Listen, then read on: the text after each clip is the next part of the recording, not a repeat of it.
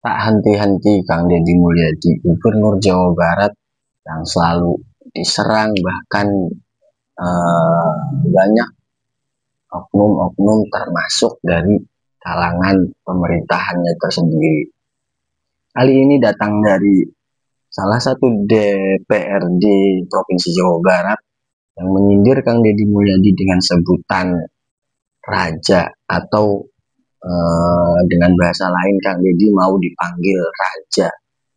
Dan ada satu kalimat yang membuat saya agak sedikit tertawa, yaitu kalau Kang Deddy raja, DPRD itu adalah waliullah. Itu agak sedikit terkesan berlebihan menurut saya. Waliullah itu suatu pangkat yang sangat istimewa, yang gelarnya pun tidak bisa diketahui atau bisa diemban atau didapatkan oleh orang-orang awam ya. Gelar-gelar tersebut bisa terlihat atau uh, dinobatkan kepada orang-orang yang sangat spesial. Bahkan orang-orang biasa seperti kita-kita ini belum bisa mengetahui bahwa beliau atau si A, si B itu waliullah. Ini menobatkan, entah ini peribahasa atau gimana, cuman ya agak sedikit berlebihan menurut saya. Kita simak videonya bersama-sama.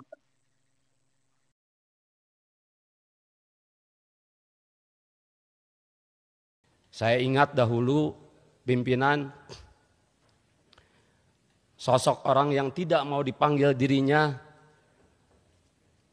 yaitu ada Syekh Siti Jenar maupun ada Al-Halaj dengan anak Al-Haq atau Kaula Manunggaling Gusti dengan keseriusannya.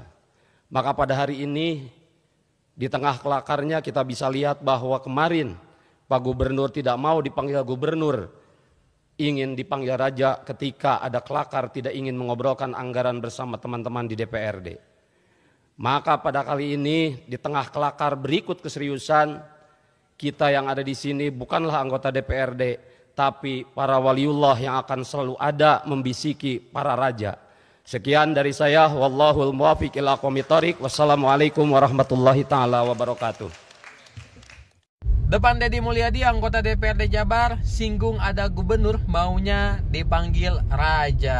Wah, ini sangat menarik ya teman-teman. Siapa lagi kalau misalnya sosok Kang Deddy Mulyadi, panggilan terhadap beliau ini sering dipanggil sang raja. Kemudian sekdanya pun sering dipanggil sebagai sang mahapati. Emang hari ini eranya era kerajaan ya? Nanya itu doang. Kalau misalnya yang dipanggil raja ya berarti eranya juga era kerajaan dong, bukan era demokrasi.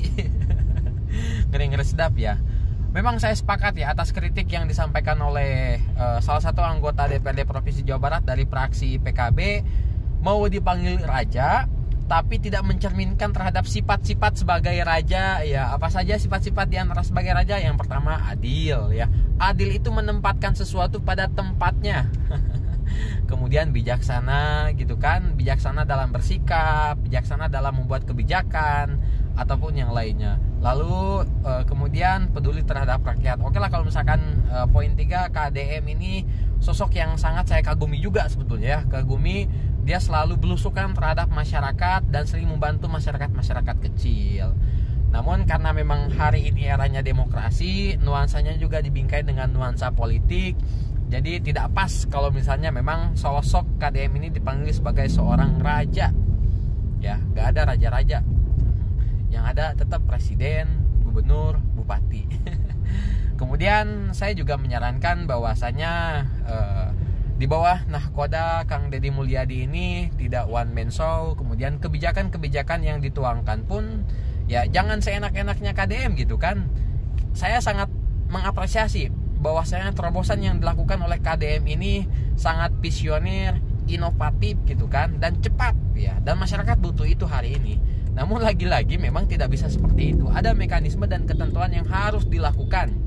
Seperti misalnya beberapa bulan ke belakang dalam persoalan tentang barak militer ya. Siswa dikirim ke barak militer kan itu di luar dari perencanaan. Kemudian anggarannya juga kan digelontorkan dipakai padahal tidak ada dalam RPJMD di 2025. Kan itu seakan-akan menggunakan otoriter dari kewenangan gubernur tanpa melibatkan anggota DPRD Provinsi Jawa Barat.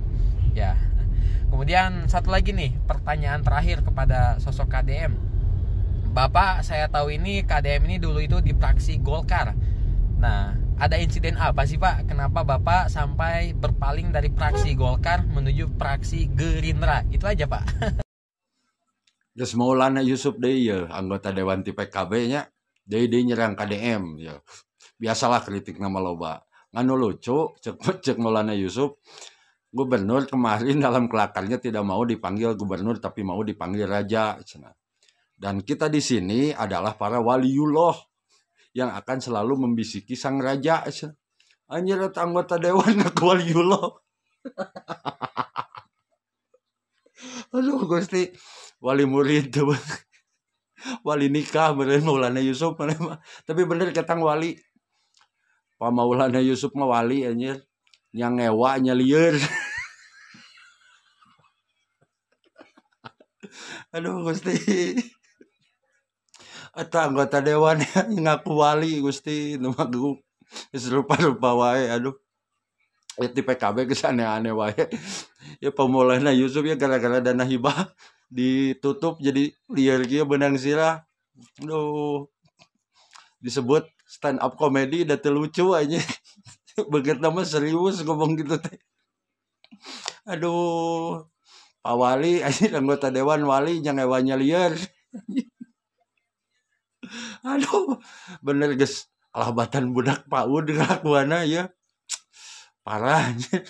Eta pilihan rakyat siga kali itu gering. Assalamualaikum warahmatullahi wabarakatuh. Salam karahayuan kanggo urang sadayana sampurasun.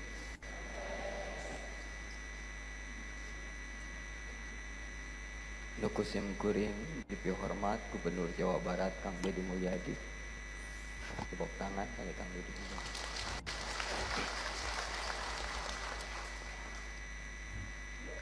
Hampura Raja lamun ke pidato tata lengkungan loba poho ya Om Jen mah biasa manggil ka Pak Gubernur teh Raja eta mah panggilan akrab rerencangan nana ti kapungkur manggilna Raja.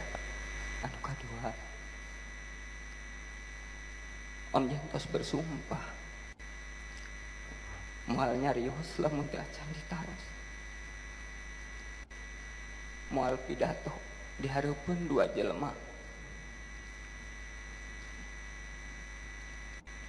kahiji nu ngajarkeun Om Jen nyarios anu kadua nu ngajarkeun isi materi pembicaraan nyaeta Kang Deddy Mulyadi. Hatur nuhun terus ngajantenkeun Om Jen janten manusia anu taubat sebab Om Jen taubat kudu jadi bupati heula jadi hidayah Gusti Allah masihan hidayah kulantaran Om Jen jadi bupati. Jadi lamun samemeh Om Jen jadi bupati seueur kalepatan jeung kasalahan maklum dah harita mah Om Jen can tobat. Kebijakan atau peraturan yang dibuat oleh Gubernur Jawa Barat Kang Deddy Mulyadi ini menuai beberapa konflik ataupun perdebatan ataupun banyak oknum-oknum atau bahkan pejabat yang merasa kepanasan. Entah ini merasa apa ya, ladangnya berkurang untuk mendapatkan apa ya, sampingan atau mungkin yang lain sebagainya. Dan dari kritik yang dilontarkan oleh oknum bahkan pejabat pemerintahannya sendiri, saya belum pernah melihat pejabat tersebut memberi kritik dan sekaligus saran pendapatnya. yang terjadi malah sekedar kritik dengan kebijakan-kebijakan yang Deddy Mulyadi sebagai gubernur.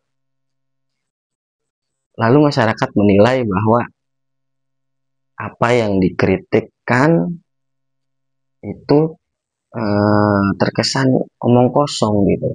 Karena masyarakat melihat Gubernur Jawa Barat ini bukan sekedar membuat kebijakan ataupun peraturan, tetapi beliau terjun langsung ke lapangan, melihat kondisi masyarakatnya, dan itu yang membuat masyarakat menilai bahwa kinerja Kang Deddy ini sangat luar biasa daripada orang-orang yang hanya duduk di kantor dan lain sebagainya.